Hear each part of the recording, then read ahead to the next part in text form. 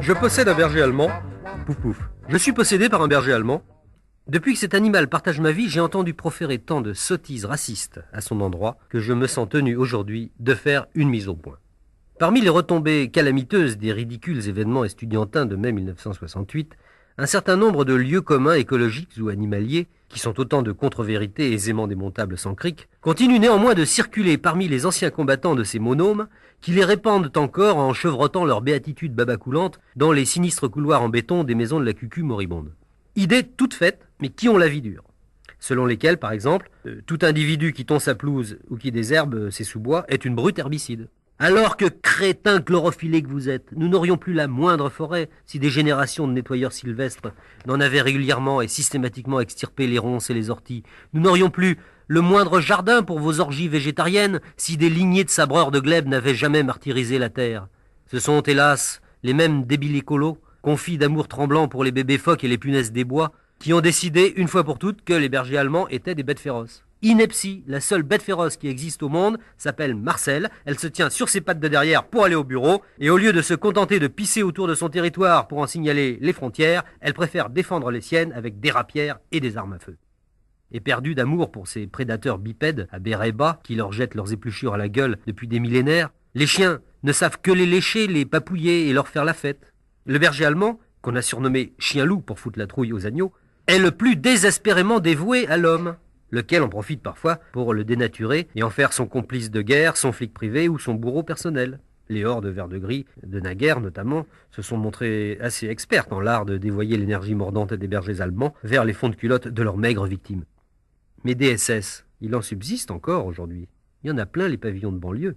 Nostalgiques des ordres noirs, affolés par tout ce qui bouge et qui n'a pas de certificat de baptême, ça voit des bandits et des impies partout. Sa vie barricadée derrière des huisseries blindées, et ça cotise à la milice communale des serreurs de fesses effarés. Souvent, c'est nanti d'une femelle à moustache à sensibilité de catcheuse, insaisissable au lit et castratrice à table. Alors, pour se venger, pour avoir l'air plus grand et moins ratatiné, ça s'abrite derrière un berger allemand. Le soir, à l'heure où les employés de banque normaux se mettent des porte-jartelles pour épater leur femme de ménage et sa belle-sœur Thérèse, ça descend dans sa cave en tirant le gros chien au bout d'une corde raide. Ça s'ennoblit d'une schlag, ça s'enfile dans des bottes de cuir et dans des blousons rembourrés, et ça dresse le bon gros chien concon à la tuerie sécuritaire. Mais un jour, le bon gros chien concon en a ras la truffe de sauter à la carotide d'un mannequin de son qui lui a rien fait. Le fouet finit par lui cuire le sous-poil. Ses vieux instincts de fauve, enfouis sous des siècles de servitude aux droits de l'homme, lui remontent soudain aux babines. La vue brouillée par la fureur, il se trompe de gorge à saigner. Alors, la bouture de nazi que le chien-loup assaille pousse des cris stridents de cochon qu'on abat. Et le lendemain, le journal local annonce « Encore un paisible retraité dévoré par un berger allemand ».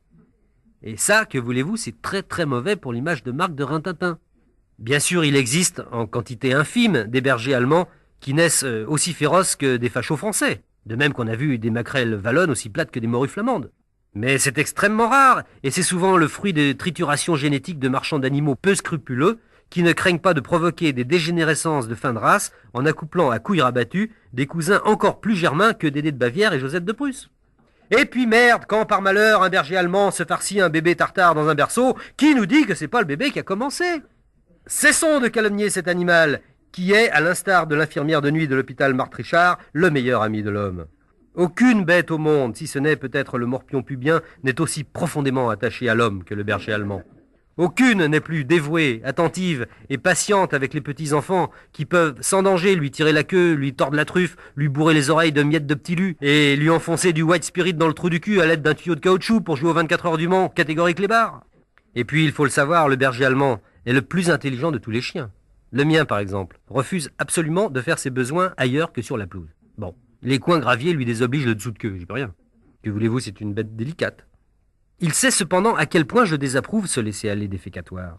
Alors, à l'aide de sa queue trempée dans la peinture, il a rédigé des petits panonceaux, attention caca, qu'il plante à côté de chacun de ses oublis. Le jardin ressemble ainsi à un golf miniature, c'est très joli.